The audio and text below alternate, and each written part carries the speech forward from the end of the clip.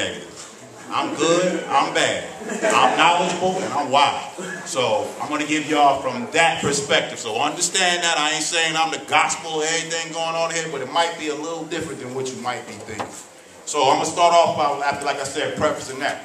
We all responsible for hip-hop. We all in here. DJs, rappers, MCs, whatever, entrepreneurs, all of that. And you said about the state of hip-hop, you talking about music, you talking about culture, you talking about all of the above. All of the above. Yo, I'm going to tell y'all right now, we whack, y'all. All of us. Everybody, including myself, sitting in here, we scared, we cowards, and we whack right now. That is not hip-hop. So the state of hip-hop right now is we all weak, yo. George Bush came, knocked down them towers, and took your heart. Before 9/11, everybody was peace. God, salam alaikum. Maki, how you doing, sister? Now y'all niggas can't even mention salam alaikum.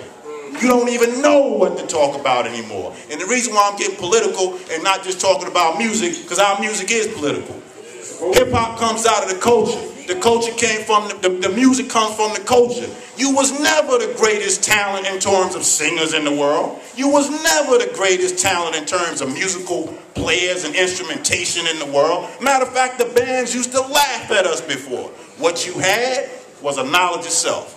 What you had was an understanding of your environment. What you had was a state of innovation, a will in your heart to be the best that you could be, non-compromising and non-trying to be like anybody else. These days, you done took on something that I don't even understand. And I'm going to keep it brief for you, brother, but trust me, we whack right now.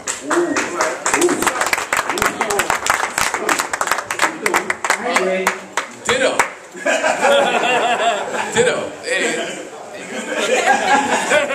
He said it all. It's real. I agree, and I think that one of the things that he said that makes me think of, and I was talking with a couple of people earlier, is that most Def had said it once. Like, if you wonder where hip hop is, ask where am I? Where am I? Because hip-hop has always been a reflection of the people. We have to get political because hip-hop's been political since Reagan plowed through the boroughs and never gave anyone a chance to express themselves. From the time it was born, it was political. So I think we really need to start looking internally, and that's the movement that has to take place on a very deep level in order for us to change ourselves, change the community, and get back the music. Okay, hold on, right there. Keep it, you still pass this around, but let's. If any of y'all have any different opinions, let me know. Because do y'all think that there's any specific person or, like, is it the artist, is it the DJs? Like, let's continue that. Is there anybody that's specifically most responsible for the image that everybody sees? The media got people thinking that the only artist is Jay-Z, Drake, Lil Wayne. That's the only artist in the world. Today I see here there's plenty of hip-hop artists with something to say. Right. So I think we lost the substance and the content of the lyrics. You know what I'm saying? I also co-sign what Sadiq is saying as well. You know what I'm saying? Hip-hop has gotten whack.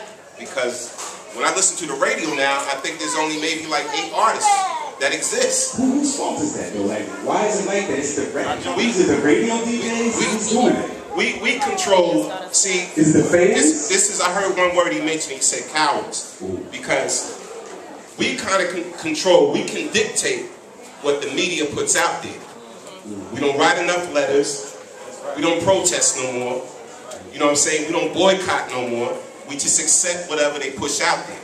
So I got a problem with that, you know what I'm saying? So now airplay, right now you're going to hear the same 10 songs or 15 songs every day in rotation. You can guess what you're going to hear on the radio today. You can guess what you're going to hear. So, to get airplay, like I said, they need fair play. Fair play. Give brothers like Venomous a chance. Give brothers Armageddon. I know a lot of dope MCs, they don't get a chance. You know why? Because there's only 10 artists that exist. That's what the media said. I'm just going to add real quick. A lot of it, and I'm going to keep it funky, what everybody here is saying is real. But it's us, man. It's the fans. I'm going to tell you why. We're the ones that purchase it. You know what I'm saying? If I know it's whack, I ain't got to go purchase it. The bottom line is, money is making people buy, when they had the dollars to buy, that's what's controlling. The reason you don't hear the real MCs, and the reason they ain't put out this, is because we study buying the whack bullshit. Let's just keep it real. That's what's controlling. That's what's behind the machine. As long as you keep going and buying the whack MCs, they gonna keep putting them out. Okay, hi, I'm gonna let you continue, but let me add this on, and maybe you can add on to this as well. In that, when we talk about whack music, this and that, now, we consider a lot of music forms hip-hop back in the day, but they necessarily didn't consider hip-hop. So, when is pop music not hip-hop? Even though it might be a dude rapping on there, like, when is that really not hip-hop, but they just passing it off as hip-hop? And you know what? That's exactly where I was going. You hit the nail on the head, right? Because, like, back in this, let's just say, I don't know if they came out the same time, but you take Brand Nubian, which on the street was platinum. Right? What it did in the store is another story, but on the street, Brand Nubian was platinum. Everybody was not there. But at the same time, everybody, well, not everybody, but Bobby Brown was hot, like hot. Cats in the street wasn't really rocking Bobby Brown like that. You know what I mean? It's just that now, hip-hop, the influence of the culture has made everything appear to be hip-hop that ain't really hip-hop. So we're judging artists that like 20 years ago we would have never said compare a Brand Nubian to a Bobby Brown. Now it's like we do that. Chris Brown is rapping like, and people are taking him serious as an MC. Talented artist, singer, dancer, like, gotta give him his props. But that fine line of like, if you look at a Beast 1333, like, that's hip-hop to me. Chris Brown is hip-hop influence, but it's not really, that's not what I'm looking for. So, you know, that was a great, that's right, and you have to see, but you have a lot of artists that are trying to, you know, their artists to be in the pop category now. Because evidently that's where the money is, you know what I mean? So, but can they still keep their hip-hop credibility and be a pop artist? Like, who's some pop artists? Let's name some people. Drake. Drake. But see, now, here's the thing. You can stay true. You can stay true to the hip hop ethos and just be a popular artist.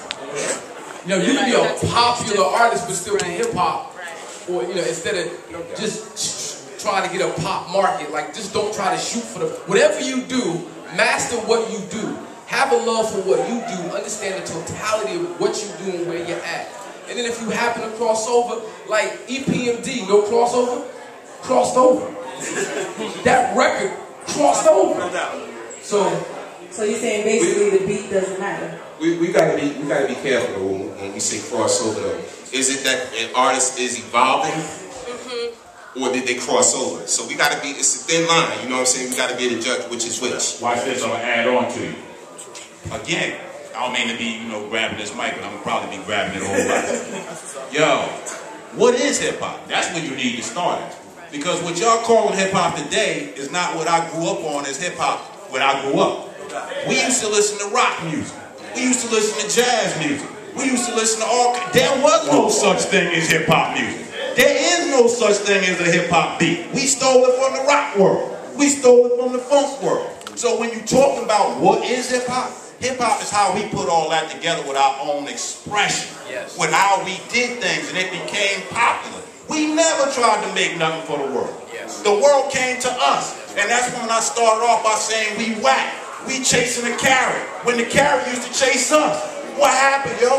We used to be the ones demanding that they come see us. Now we knocking on doors like begging for a piece of ice cream in the sky or something, yo. We made people come see us. We got to get back to that. And again, the way you get back is getting knowledge of yourself. Because hip-hop, once you understand who you are, the rest of the world will fall in place because they have to bear witness to who they are. Okay, and support internet radio too.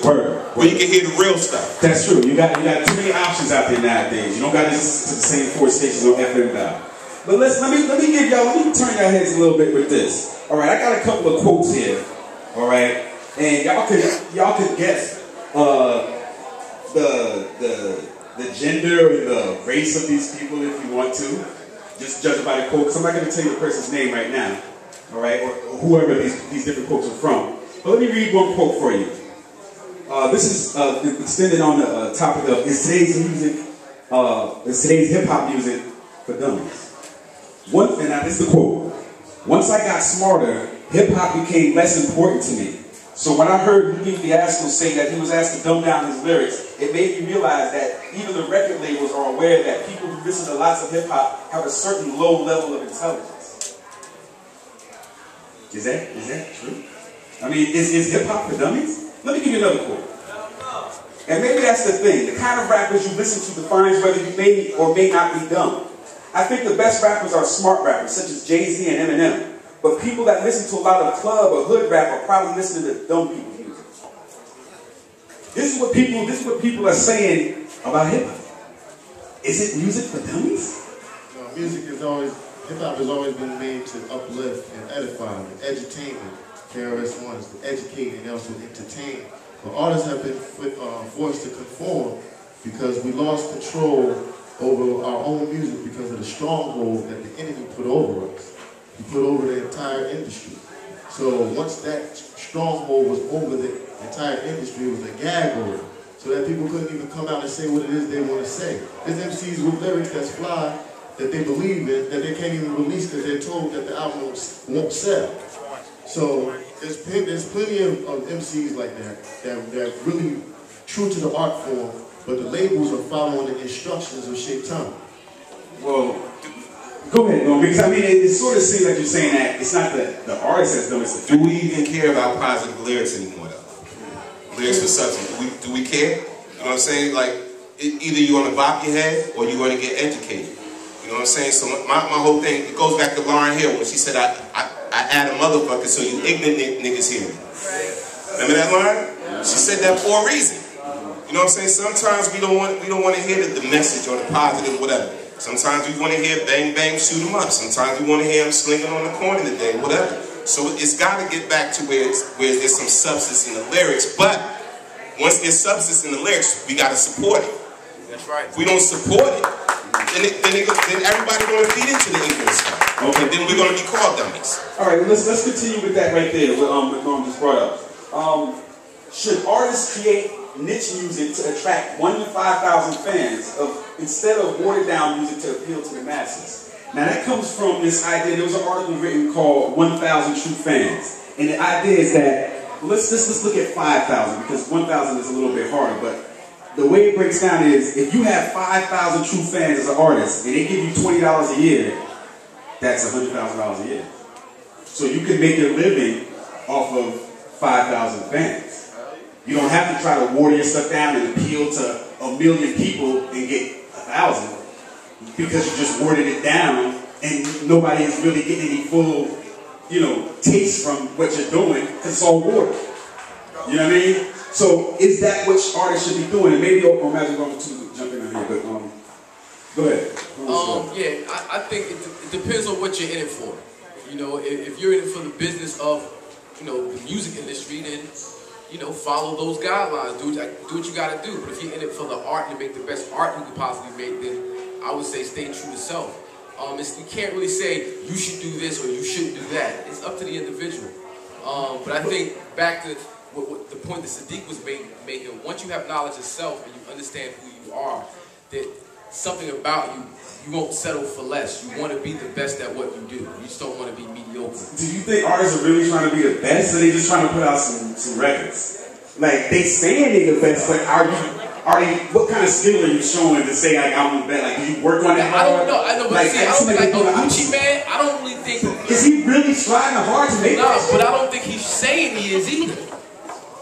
Like, the hard, like, the Pee Wee Herman, we always had those records and those artists. It's just now, because it's easy to make a record and get it out, we just have so many more of them, and, let's be honest. The majority of the people are blind, deaf, and dumb. The 85 is the 85. Just real quick, I want to piggyback off of what Hop was saying. It's all about being true. Everybody ain't Michael Jordan at touch of basketball, but you might not be the greatest, but you may be good. But where your music fall is where it falls. Now, if you really are good, you got that potential to do great things, but you settling for mediocrity, then that's fine. But there are some MCs that just are mediocre and put something out. Because the bottom line is, face the reality. We here to live. Now let's not honeycomb this. You do want to have have some sort of limit or money to make off because you want to be successful as an artist. You just don't do it just to do it all the time. Especially if you're signed, if you got a deal, you're making a living for your family. But at the same token, if it's accepted, where it's accepted at is where it's accepted at, as long as you choose yourself. I ain't no gangster. If you see me come out with an album tomorrow, and I'm standing down here in North, I got a bunch of dudes over here and I'm doing this, all y'all here sit there and tell me that I just saw that dude talking positive. He fake. The goal is to be who you are. I ain't got no beef with somebody who really is living that life, because part of hip-hop is spreading who you are. Remember when the message came out, the reason the machine, I call it, was so interested in hip-hop, because they didn't have a perspective of what it really was like in the hood. That's why those first songs meant so much. When Melly Mel told it like it was in the videos, they was like, wow, that's really what happens in the hood? You understand what I'm saying? But you gotta be true to yourself. That's all I'm calling for, true. Stop sweating these major labels, man. The universe gave us the internet. We can eat on our own now. We don't need these major labels. Right, that's what it is. And just to finish up this particular topic, let me just ask you, because we touched on it a little bit. How much do these Chris Ayende, he came up with a good word. He called them throwaway rappers. Like, how much do these throwaway rappers affect the future of hip-hop music? And when we say throwaway rappers, we're talking about the rappers who are all packaging gimmicks, high energy, mostly fillers, artificial ingredients, and fake sugar, you know what I mean? Plus, they're easily disposable. You know what I mean? They're throwaway rappers. And I'm not talking about RAP, I'm talking about WRAP. You feel me? You know what I mean? Because they throwaway rappers. How much do they affect the future of the music? When you got cats like Lil B or whoever that's representing music, and he has a lot of fans. So if there's 10 Lil B's and everybody sees that, what's the future of hip-hop going to look like? Well, let me try to chime in. Don't be mad at Lil B. Lil B got his audience because Lil B audience like him. You ain't got no reason to be mad at Lil B. What you do got to be mad, you shouldn't be mad at, is where your people at. Where your 1,000? Where your 5,000? Because if they ain't supporting you, then you got the problem. Then if I'm talking about I'm all in the knowledge, wisdom, understanding, I ain't bought their record, I'm the problem. If I'm talking about I don't like him, I don't like him, I don't like him, I don't like him, but I like him, but I bought him, and I bought him, then that's the problem. The problem ain't with the machinery. The problem ain't with the rappers. The problem is where your mind is at. Because we can change this overnight if we want to change. It's like the sister said. Each one of us, once we make a collective thought to say, I ain't doing this, and I'm going to do this, and if we collectively, let's say that each one of us in here was a company, let's just say, right? In hip-hop. If we all said, today, right, we gonna rock and check it. This month we gonna rock with Hot's music, right? Next month we gonna rock with the sister music, right? Next month, and so forth and so on. Now we have organized those who are part of our particular aspect of hip hop. Now we gonna start spending our money with each other and grow that. Now he's gonna be good, she's gonna be good, and we gonna be out there looking fly, just like Lil B. Because I'm sorry, Lil B looking fly, we ain't. Nobody don't want to see nobody ain't looking fly in the hood. You can come here and be alright, but when you go to Prince Street, when you go to them homes out there in these streets in North, homie, you better be on top of your game or don't show up. So fix yourself, and then we gonna fix our hoods. Well, that's what you know what that's what it is. For that particular topic, that's what we should keep it. We wanted to mention that anyway. We should just make a pledge maybe this year for all just the people in this room. We were saying 5, right? We were saying like 5 artists. Five artists this year, independent artists. Find 5 independent artists and just support that dude. Give him $20. I don't care if you don't even get the CDs right there. Just support that artist. Send him $20 on Happy and Green. You know what I'm saying? We'll send you whatever that's going to be worth that. But what you got to realize is when you support his career, now that kind of music is out there that affects your kids and all that. Yo, watch this, Kurt. Tyler Perry, right? We all say, I don't like Tyler Perry. I don't like Tyler Perry. Some of us do, but forget him as a movie maker. Forget him as a storyteller. Forget him about his humor. One thing I saw one of them Padilla joints one time, right? And at the end of it, he was coming out and he spoke. Y'all was so proud of this man, I didn't even know what to do, and I'm not a Tyler Perry fan. Tyler Perry said to everybody during Hurricane Katrina, he said everybody who bought a Tyler Perry movie, came to a Tyler Perry show, in some way supported Tyler Perry, even if you did not send a dime to Katrina, he took $1 million that he had gotten off of your money that you helped him spend and did a good deed. So that means that every one of us, or y'all, who spent $1 with Tyler Perry, you sent money to Katrina. That's how the game works. You don't necessarily got to do it all yourself, but put it towards somebody like Hop, who you know got consciousness, who you know is going to take some of that money and go do good in the hood with. That's how we decide where we're going to spend our money. Word. Okay. Let's keep it moving right here. Hip-hop and new feminism. Let me try to illustrate this with another quote. This is from another anonymous quote. It says, well, Nicki has this Barbie movement going on. She's always says, it's Barbie, bitch, and tells women to step your cookies up, meaning to treasure your body and your sexuality. She was asked if you have to be bad in order to be a Barbie. And then it says, for your information, bad is slang for attractive. She replied by saying, you have to be bad mentally. And then it goes on to say, oh my gosh, isn't that a breath of fresh air? I'm excited about this because I'm a feminist. But it feels so good for a young black female rapper to actually represent something positive for a change. Is Nicki Minaj a positive image of feminism? You know what? Let me start by saying this. The first thing that we need to stop doing in hip-hop is placing women in boxes. And it's happened, you know, for as long as I can remember. You either had to be Lil' Kim, or you had to be Lauryn Hill. When Queen Latifah was there, you had to be Queen Latifah. You always had to be super sexy, or super conscious, or super cute. Women are all of these things, all the time. All the time. So we have very many and different facets of us. Nicki Minaj is representing, sure, one facet right now. One facet. But what's happening is that, and I'm going to take it back to the media conversation, because that's the only one that we're seeing, right? She comes in and now she's the bad bitch, right? But how many women? We've got Ty Phoenix out there. We've got a number of women right now, Jean Grey, that are really representing hardcore, but that doesn't mean that there's not room for Nicki. It means that that's the only thing that we're seeing. So when a young girl comes up and she says that that's her version of what's bad now, well, I just have one thing to say. It's a representation of the mental sickness that's going on all across America. Hip-hop is morphic. It takes on wherever it is and whatever's going on, and it's been that way since the beginning. So this is not the image necessarily that we want to see. It's the image that's being allowed out.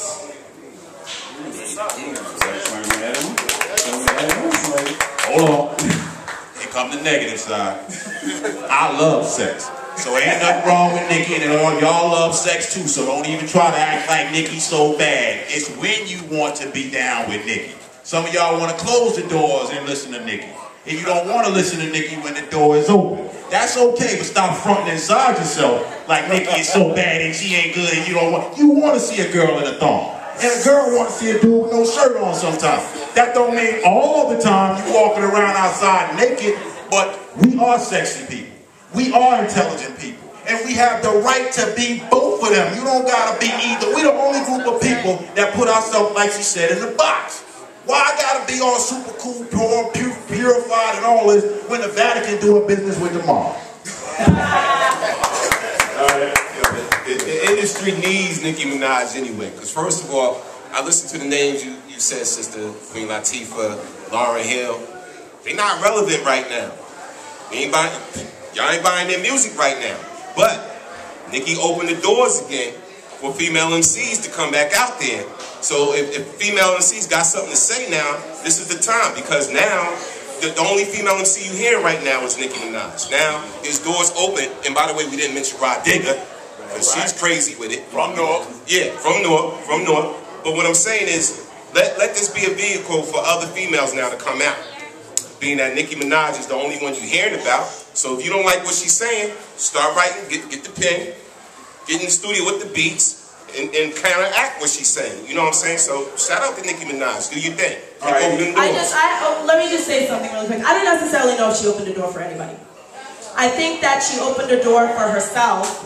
I think that as long as we fit whatever mold, you know what I'm saying, that they want us to fit, they allow us in. I'm not saying that she hasn't provided a means for attention to be brought back to women on the mic. I just don't necessarily know if it's like, oh yeah, you know, I think that she's inspired some people. How they've been inspired, right, is another story. And I also want to say, I'm not down on Nicki Minaj. I'm glad that she's there to finally represent for our sexuality that always gets repressed in these situations. But I will say that when that only one image is allowed out, it's not making room for everyone. That's what I mean. You gotta take advantage of that, because right now, if Eve come out with a record, everybody ain't gonna be going out there and buying it. You know what I'm saying? So the whole thing is, and like you said, like what's allowed. You gotta forget them doors. You gotta knock down your own doors. You know what I'm saying? You gotta knock down your own doors. And we are knocking down our doors. What I'm saying is, I don't think that putting Nicki as the person who's knocked down the door is necessarily a legitimate call right now. No, but she started the dialogue again, because we're talking about it right now. Maybe. You know? So even though the conversation is really not gender specific, right? Because in the 80s, right, when PE hit, right, nobody was really talking consciousness. Consciousness wasn't really popping when PE hit. I mean, you had a couple folks, Chris hinted at it, but nobody was really going in consciously. But when PE did it, it's something about the way they did it, it was just fly. Maybe other people. Like, you wanted to be down with the movement. When X-Clan hit, the first time we saw X-Clan on Video Music Box, it was like, yo, what are these niggas doing with bones in their nose? Right. Within a year, everybody was walking around with bones in their nose. Right. X-Clan made it fly. It made it like more than trendy, because we was really studying and getting knowledge and stuff and going in, so it was more than trendy. But they made it fly. Right now, it's not fly to be conscious. It's not the hot thing. It's fly to be ignorant. It's fly to be, it's perceived a certain way, right? They put ignorance on a platform. When we say they, who are we talking about? Who's the they? We talking about small groups of people who was on their hustle and on their grind and made everybody else say what we doing is fly. Biggie was not hot from the gate. Jay-Z was not hot from the gate. These cats wasn't born hot with silver spoons in their mouth. Nah, it was a small group, a small organization that said, this is how we're going to take it over. We put a plan together and we made it happen. If this sister said, you know what, I'm going to team up with some like-minded people who believe in what I do and know how to get it done, she's going to be the mainstream. And everybody going to be like, damn, well, how do I get to be like that? But we gotta stop looking at them going, they holding us back. It's them. Right. If they. Forget the days. It ain't no they. It's us. Period. Right, you know what, let me end this particular subject with this quote from another female MC that y'all didn't mention, who's Lady Luck. Alright? Lady Luck has a quote from one of her songs. It's really like a little intro joint. It's called Are We There Yet? In the rhyme, and y'all can comment on this if you want to, she says, an epidemic, no truth, it's all gimmicks. Spiritually broken women giving birth to the same children. Every boy's a villain, every girl's a video vixen. It's sickening. Men with their whole ass out like a dancer. I drive through the hood screaming at kids, pull your damn pants up. That's what Lady Luck. That's the point, are we there yet? That's hot. Are we there yet? That's hot. Yo, Kurt, to go back, but to answer your question, like what Hawk was saying about Public Enemy, because I had the fortunate pleasure of working with PE. People forget before there was PE, there was the 9A Posse. And what I'm saying is, yo, we all in here is like being healthy motherfuckers in a hospital, right?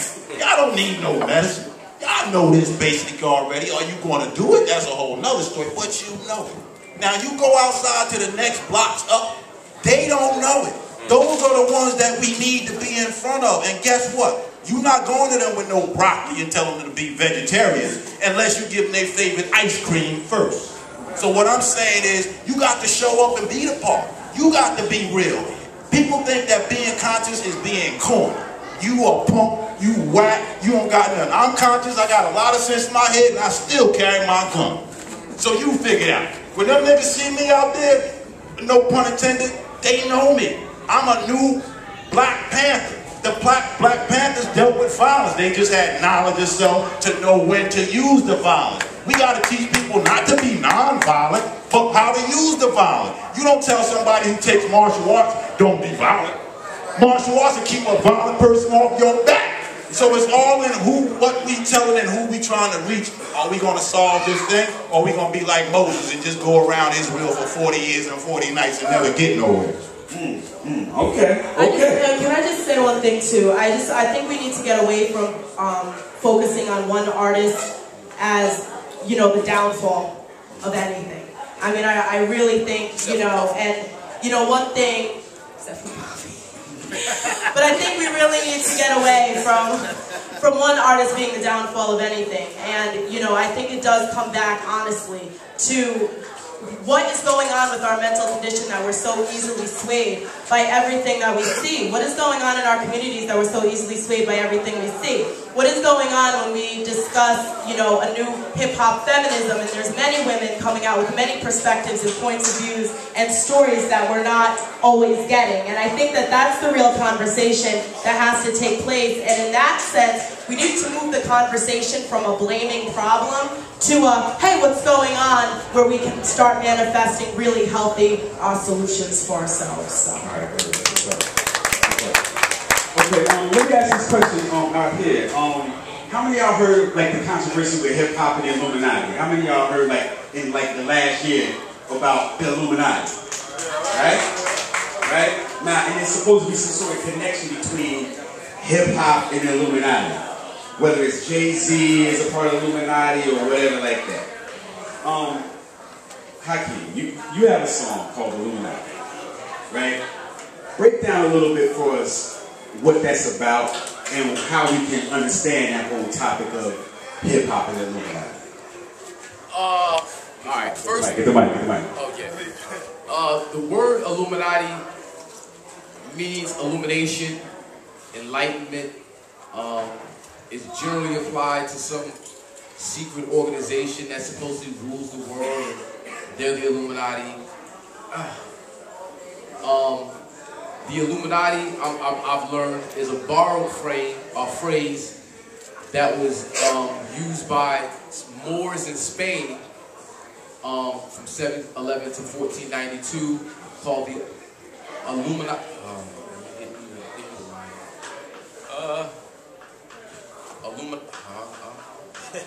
Alumbrados. There you go. Alumbrados. There you go. Okay. So yeah, in the Moors in Spain, some Jewish, some Christians, they were Gnostics, Kabbalists, Sufis. They dealt with more of the science and mathematic side of religion. You have what's called the believers, and then you have people who are into knowledge. All right? People who are believers tend to look at knowledge-based individuals as evil, and people who are knowledge-based tend to look at believers as ignorant. And there's a blending of the two. All right? So when we talk about Illuminati, it's actually broad, because to be enlightened, to have knowledge of self, brings on a certain amount of enlightenment. So anybody could be illuminated in the Illuminati. How that plays out in signs, symbols, how we're supposedly manipulated subconsciously through signs and symbols. You'd have to get into the math and science of these different signs and symbols to see what effect they have on human beings. How that comes across in hip-hop, I think it's gotten way out of hand. I don't think that there's some secret organization of rappers that are dead set on making sure we stay ignorant, blind, deaf, and dumb. No, I think there are a group of rappers who said, man, I can get paid if I just feed these ignorant niggas running around. All right? But once you get knowledge of self and you become enlightened, you become illuminated. Exactly. And if you spending the pyramids in Egypt. Yo, check this out, man. And I want to build off of, I'm sorry to take this mic, y'all, but these are things that I just got to build on. I'm sorry I came all the way from Brooklyn to tell y'all this. Yo, the Illuminati, there's a lot of people running around Illuminati. They don't got no idea what they talking about when they speaking about no Illuminati. Trust me. There's a dude by the name of Adam Weishaupt. He started this organization called the Illuminati from the Jewish perspective. And when the Illuminati first started, you got to look at anything you study. Don't just go by what the definition is. Go back to the time period and find out what was going on when it came to be. When you go back and check and see where the Illuminati came from, as he said, these were the enlightened people. These people, at that time, the Europeans were being controlled by the Vatican Church. The Vatican Church at that time did not even allow the lay people to read the Bible. The illuminated ones was the ones who said that we don't need no pope to tell us what to do. So they began to organize in these little lodges to get together like we did. Like this would be one. We come here, we get this knowledge. No, this is exactly one, because anytime you see the checkered floor, that's Masonic. There you this go. This whole building is set up Masonic. There you go. So what he's saying is, what we gonna do with our illumination, because we know what they did with their illumination. And just like anything, over time, it always starts off with the right people, with the right frame of mind, with the good hearts and the good intentions. Those are the people who start organizations. As time goes on, those cats that we know that shifty, shake, and will get in where they fit in, those are the people running the Illuminati at this time. And just like any other form of real power, they always gonna tell you, don't look this way. Don't even take a look at this. Is so bad, so not good for you. Because that's your history that they don't want you to know. And they don't want you to become real revolutionary spirits against the power structure. So they tell you, Illuminati, don't touch it, don't touch it. Wake up, illuminate your own mind. Don't join them, but make your own Illuminati. They use it as a marketing tool.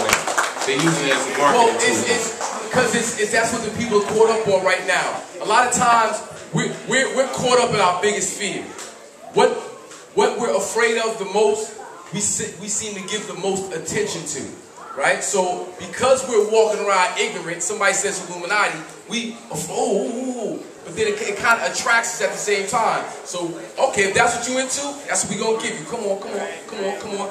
But to pick up on what the brother was saying about, it all begins with us. Period. Point blank. The enemy creates nothing. He gives you nothing, all right? Anything that he pretends to give you, you gave it to him. He flipped it and gave it back to you. Point.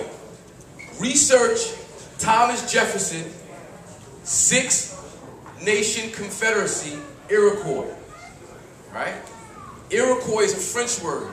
It means black snake and was applied to another group of people. I can't pronounce them. I'm not even going to go there. I'm not going to pronounce the original name. But they were what we call Iroquois. The name of the tribe in English translated to keepers of the long house. When you do the mathematics on the long house, it's the same dimensions as a Masonic lodge. Thomas Jefferson said he learned everything about the Republican form of government, democracy, from the indigenous people here. The indigenous people taught what Masonry was. That's why Benjamin Banneker is the one who outlined Washington, D.C. Because he was a Moor, a Mason, and a descendant of the Dogon people. He knew what the stars represented and how to be in alignment with the stars. We gave them everything. They give us nothing.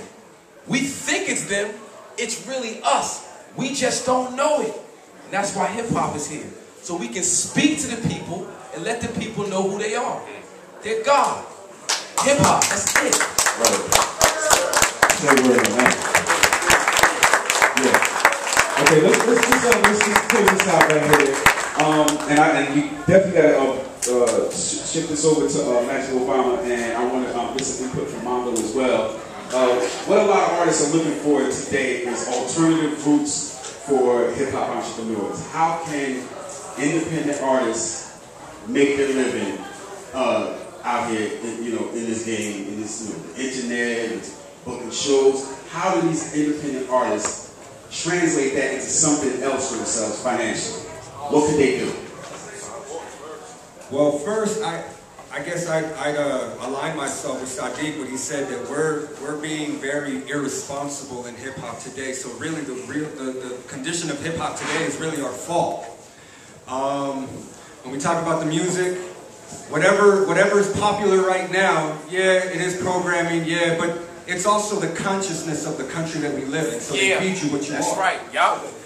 On another level, though, I can only speak from my perspective, from my experiences in hip hop. If any of the scholars out there, anybody that's into their gospel, if you turn to the 18th overstanding, which is the origins of hip hop, but you switch over to page 777. There's an excerpt here that really caught my attention and really got me thinking. About 5 months ago, we came back from overseas. We did a tour called the Gospel of Hip Hop overseas, the Teacher Temple of Hip Hop. And when I was there, I realized that I was reading in the Gospel and I saw verse, 351. It says, I'm going to read this real quick and then I'll elaborate on that as well. Can we create a nation where health, love, awareness, and wealth for all of its citizens are the actual laws of that nation? Question mark. I believe we can, but first we must create ourselves into those people capable of such governance. And please understand this. We are not against anyone or anything here except our own immaturity and careless self-destruction. Let me elaborate on that. So, obviously, I had a great introduction earlier today. I thank you for that. But if I could elaborate a little bit more, then you'll understand where I'm coming from as well, literally. I was an apprentice of the Temple of Hip Hop for about 3 years. I was, I moved up in rank, so to speak, respectfully. I became a personal assistant, and then, and then I became, tour managing and whatnot. But what I learned on the road, I've been on the road for about 5 years now. Okay, and this is a lifestyle. This is a choice that I made. For a person to build a crowd, or for any artist to draw in the crowd of any number on the strength of their own name is a blessing. But I wasn't on stage rapping. I wasn't on stage MCing. I wasn't breaking out. Maybe sometimes I was DJing, but that's by default. When I'm on the road, one thing that I notice is that I have a tendency of having to clean up everybody else's mess in other places and environments, and I keep having to represent real hip-hop very aggressively, so to speak. So, my point is that when I came back from tour, I said, you know what? We all seem to be traveling the world in this global economy that's for some reason, it's not even for some reason, actually I know what it is, it's exact. The fact that we're cookie cut, tailor-made for this new economy that we live in today, the future economy, the one that we used to talk about in the past, in the 60s, we used to talk about this, even way before, we used to think that the future would hold, flying cars and jetpacks and all kinds of craziness, and then when in fact we wound up inventing iPhones and Bluetooth technology and Android phones, and so we went a little beyond what our expectations were. But in that new environment, the intangible spirit, the idea or concept called hip hop in the material world, we have a responsibility. We're in the world touring, and for some reason, we seem to be cookie cut for this new economy, meaning that in this new environment, the future, the future, if you can present your skill upon demand, if you can show up with as little as baggage as you possibly can, if you can show up and really only have to worry about your clothes and your food in that sense, you are a member, a citizen of the global economy that we seem to live in today. And it's an advantage to us. The last days for others are the first days for us, Gospel of Hip Hop. it's sad because when I go into other environments, if we go into Holland or we go overseas to Amsterdam, as Americans I'll say, and I can take the blame in that sense as a responsible steward, individual of our culture, I'll say that we act like idiots overseas. We can't handle a blunt. Or, you know, I'll be respectful because of the people in the room. We can't handle certain things because it's free or it's legal in certain places. So now, when we get to the environment, us hip-hoppers, breakers, MCs, graffiti artists, DJs, beatboxers, we have to not only perform, skill, excellence, discipline, but we also have to explain why our brothers and sisters are acting a fool in the world. What does that have to do with entrepreneurialism? Well, every hip-hop individual in this culture is a star, is already, you don't have to look to the DJ or to the, this temple knowledge, you don't have to look to the DJ or to the MC on TV or the radio in order for you to say, you know, that's what I want to be, that's what I want to do, and damn, only they can get the money. People are getting paid today in hip-hop, DJs, MCs, on many different facet levels. Why can't we? Why can't all of us? It's twofold. We gotta grow up, and we have to know who we are today. We're not in the past. Well, it's no such thing, you know, for some of us there's no such thing as time, space, but on a practical level, we can decriminalize this culture today if every single head in this building right now agreed on one particular thing, which is what these gentlemen are talking about, everybody in the panel is talking about, psychically as well. We can do this. We probably don't want it. Hold up. Let me go to Master Obama. How, like, what kind of opportunities are you able to present to artists, like, with what you do? Matter of fact, tell people more descriptively what you do down south and how you set things up for people. Okay, my name is Magic Obama. Like I said before, I'm the CEO, the founder, executive director of Talent Search South. But before I get into that, right, check this out. This is hip-hop appreciation, right? And I believe Newark is a hip-hop city, right? But I'm having no disrespect to the promoters of the joint, but I'm gonna keep it real. Being from North and my blood bleeds North, this turnout should be bigger than this. For real, for hip hop, which is the biggest genre in the world music today. Now, I'm a promoter. If I said I could have did, and you've been promoting for a month, I could have said we gonna have a blood walk and a crip walk contest. This room will be flooded. Mark, I said it. Magic Obama said it. So anybody got any problem with it? I said it. Alright?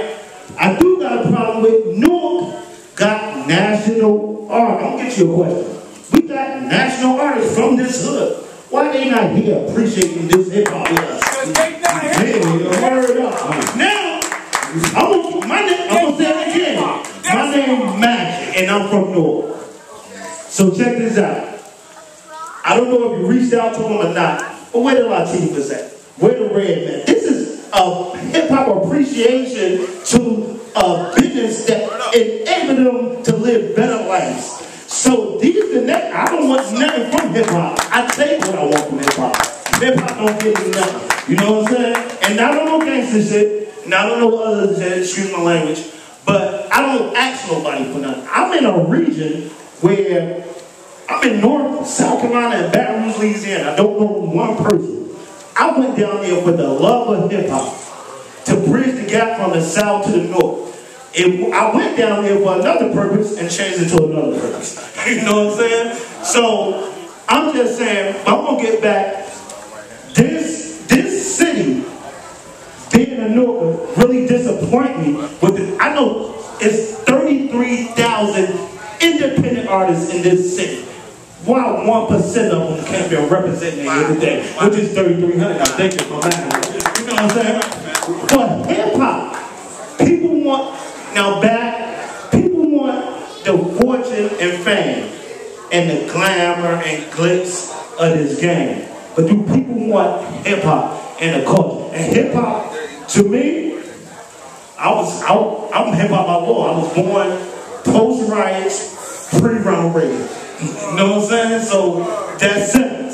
Word up. So check this out. So what the opportunities for, let's get back. Like this is crazy. If I would do a show next door with Justin Bieber in Newark, and it'd be packed. Then this, the appreciation of hip-hop. Why is that?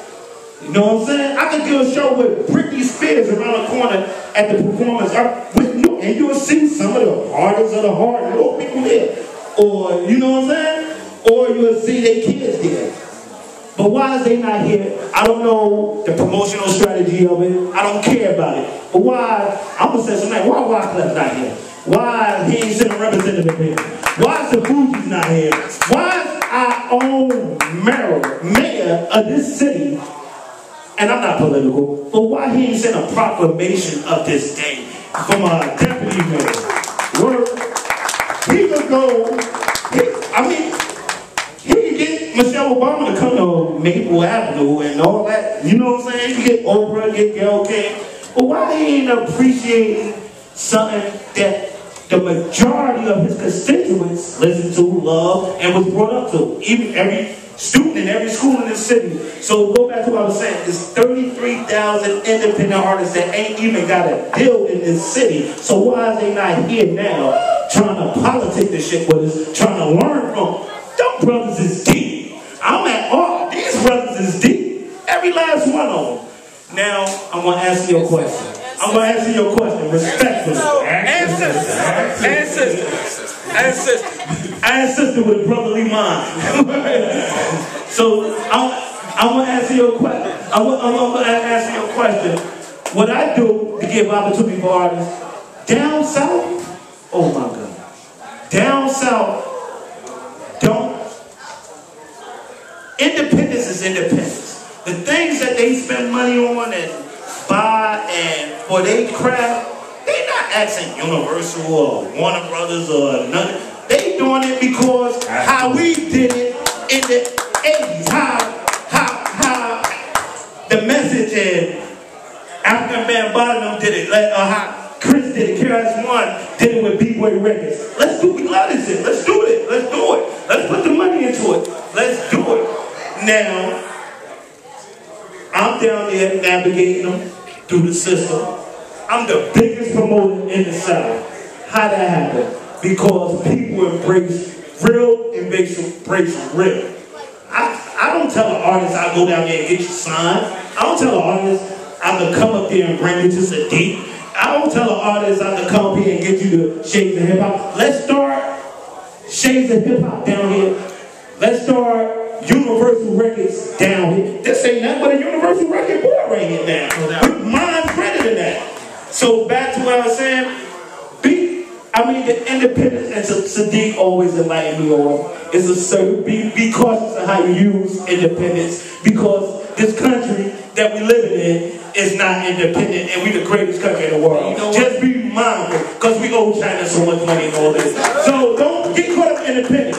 Now when you said, what happened in the beginning, I remember every question you asked. You said in the beginning, your first question, who is the fault for hip-hop? Everybody had their own opinions. But I think the most greatest common denominator of it is when it was up in the Bronx and just ours, it was hip-hop. Once the moneylenders got in it, which is the quote-unquote record company, I'll give you this, do this, do that, once the money got in it, hip-hop sell cocaine toothpaste now. Hip-hop sells Chevrolet now. Hip-hop sells, Burger King had raw bass. It takes two to make the thing go right as a campaign, ad campaign. But it goes back to this is what I'm trying to explain to everybody. Yo, man, digging deep, man. Digging deep. Let's collect the people. It's a great room. I'm happy. I don't see no Bentleys outside, and I don't see no ice around nobody's neck. This is hip hop in this room. Real quick, can you add on to that a little bit? Right quick. Yo, all I do is sell. Smile. All I do is sell. Records, DVDs, CDs, LaRue, he sell also. You feel what I'm saying? And I'm saying that for a reason. Independent artists, like Magic said, y'all got to put your bread up, homie. You got to put your bread up and change your mind. Let me give you an example. Most independent, quote-unquote, independent artists think that somebody's supposed to do something for you. I ain't supposed to do nothing for you, son. I don't know you. I don't care about you. Why should I care about you? Unless we doing something together. Then I should care about you. Then you should care about me. And whatever I care about, I spend my money towards. Kurt ain't paying me to be here. I ain't here because I'm getting paid. I paid to come from New York to come here to give y'all this information because I appreciate hip-hop. Because Kurt is my man and Magic is my partner also starting his game plan up. So I put my money behind what it is and who it is that I believe in. And nobody don't owe me nothing. If y'all leave here and don't care about what I said, it's okay with me. Because just like Jesus, all I'm responsible for is knocking on your door, kicking that dust off my dirt off my feet and saying that I came to you. After that, it's on you. So what's going to change it? It's your mind state. When you used to think, you think in independent artists that when a person gets signed to a label, that the label is paying for everything that they're doing. Wrong, son. You get a budget, son, and out of that budget, they're paying everything for you, but it's your money that they're spending. You used to pay in the back. Now, independent artists, you pay in the front. You had A&Rs in these labels, like myself, who were people who could guide you, who were, no matter who you came in, it was Common took direction from me. The Root took direction from me. RZA took direction from me. You feel what I'm saying? So who you think you is that you ain't gonna take direction from me? Like you done figured the game out. I got 15 years at the top of this game. Ain't nobody been higher than me. And I'm not saying this to be on no ego trip, but I'm saying pay for what you want in this world and you will get it. Once you think somebody owe you anything, you gonna walk out with nothing forever. And you know what? And real quick, I want to add this. Real talk. Part of the problem too is the hunger aspect. A lot of they used to call that paying dues. A lot of cats don't want to pay dues. Y'all watch Jay riding in the Bentley and money and the thing, him throwing money, and you think you are the hottest one. It's just like I tell everybody. For every one aspiring artist, there's 1,000 of them. Trent Dilfer on ESPN said, for every quarterback that stands and throws an out pattern, there's 1,000 of them that you don't see on a high school that can throw that same pretty pass. You are one out of a lot. The hunger aspect has got to be there. You got to pay your dues. You got to take advantage. Now, truthfully, I'm going to be real. In my mind right now, if I was an artist now, when I came out, you did have to do a lot of leaning and hoping. But right now with the internet, right now with people that, like I said, you get a good brother behind you that you are in with together, you can make the moves now. But don't let your head get too big. That's also part of the problem. How many times anybody here had a panel where MC was good when you met him, you brought him up, next thing you know, he got too big for you. Oh man, I don't want to do. Stop believing your own heights. Humble and hungry, the two H's. Because if you're missing one of them, it's a problem. And that's part of the problem, Kurt. They got to understand what paying dues is. Get to it. Last time, yeah, y'all. Just control your own destiny. Don't put your destiny in nobody else's hands. Go out there and get that knowledge. You know what I'm saying? See, a lot of y'all think it's just, okay, I'm dope with the pen. I'm going to start writing to a hot beat and I'm going to be a star. It's not that simple. Learn the business. Learn the business. Learn licensing. Learn publishing. Learn advertising. Marketing and promotion. Marketing and promotion. But learn how to brand yourself. Take yourself to the next level. You know what I'm saying? You can get the information. Pick up a book. It's all over the internet now. You know what I'm saying? You make a hot song or whatever about peanut butter. Learn how to get that song to Skippy. To the Skippy Corporation. You feel me? You learn branding. Learn how to market yourself and take yourself to the next level. Is that mic change? All right. Yeah, I'd like to thank y'all personally on behalf of us on y'all thoughts and